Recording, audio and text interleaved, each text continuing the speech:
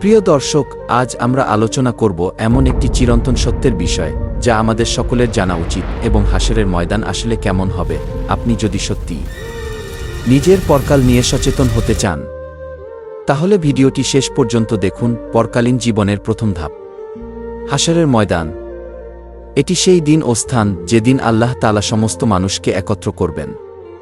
সেই দিনটি হবে এতটাই ভয়াবহ, কঠিন ও বিভীষিকাময় যে প্রতিটি মানুষ নিজের অবস্থার জন্য আতঙ্কিত থাকবে।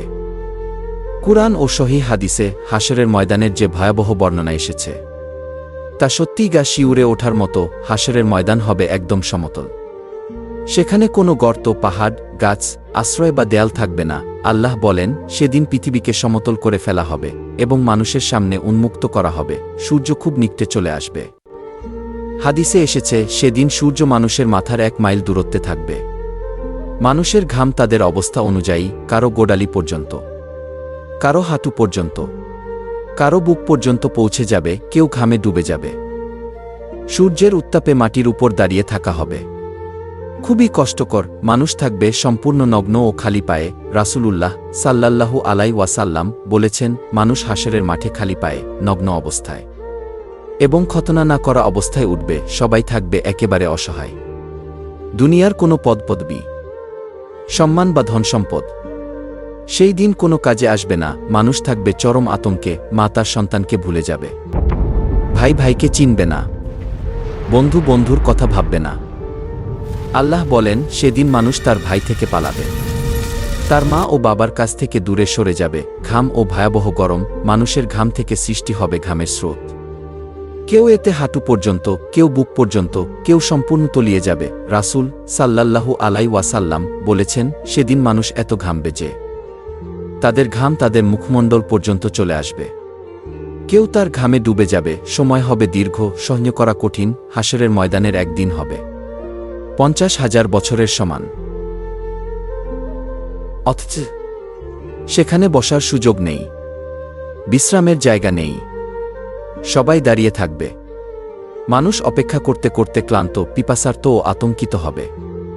সেদিন প্রত্যেকের আমলনামা তার ডান হাতে বা বাম হাতে দেওয়া হবে। যারা সফল তাদের ডান হাতে, যারা ব্যর্থ তাদের বাম হাতে। পেছন থেকে আল্লাহ বলেন, যার আমলনামা তার ডান হাতে দেয়া হবে সে আনন্দে বলবে, এই নাও আমার আমলনামা পড়ো। আর যার আমলনামা তার বাম হাতে দেয়া হবে সে বলবে, হায়, যদি আমাকেও আমার আমলনামা না দেয়া হতো।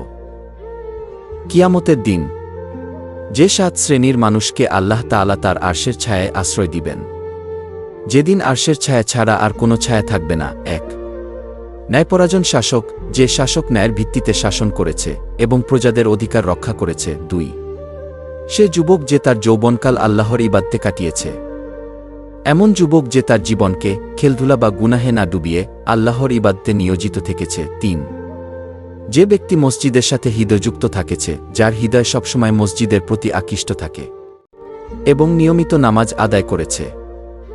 4, 2 ব্যক্তি যারা আল্লাহর জন্য পরস্পরকে ভালোবাসে, যারা কেবল আল্লাহর সন্তুষ্টির জন্য একে অপরকে ভালোবাসে, একসাথে হয় এবং আল্লাহর জন্যই বিচ্ছিন্ন হয়। 5, যে ব্যক্তি এক সুন্দরী, মর্যাদাসম্পন্ন নারীর পক্ষ থেকে পাপের আহ্বান পেয়ে বলে, আমি আল্লাহকে ভয় করি, যে ফিতনার মুহূর্তে নিজেকে নিয়ন্ত্রণ করে এবং আল্লাহভীতি দেখায়। 6, যে ব্যক্তি এমন গোপনে দান করে যে তার বাম হাতও জানে না তার ডান হাত কি দান করেছে, নিঃস্বার্থভাবে গোপনে সাদকা দেয়, আত্মপ্রদর্শনের জন্য নয়। 7, যে ব্যক্তি নির্জনে আল্লাহকে স্মরণ করে এবং কাঁদতে থাকে, একাকী অবস্থায় আল্লাহর নাম স্মরণ করে চোখ থেকে অশ্রু ঝরায়। রাসূল সাল্লাল্লাহু আলাইহি ওয়াসাল্লাম বলেছেন, এই 7 শ্রেণীর মানুষ আল্লাহ তাদেরকে কিয়ামতের দিন তার আরশের ছায়ায় স্থান দিবেন। হাসরের ময়দান হবে এমন এক ভয়ঙ্কর দিন যেখানে শুধু ঈমান ও সৎ আমলই আপনাকে রক্ষা করতে পারবে। আজই নিজেকে প্রস্তুত করুন, আল্লাহর নাফরমানি থেকে ফিরে আসুন, বেশি বেশি ইবাদত করুন। চেষ্টা করা উচিত যেন অন্তত একটি শ্রেণীর মধ্যে আমরা অন্তর্ভুক্ত হতে পারি। আমিন।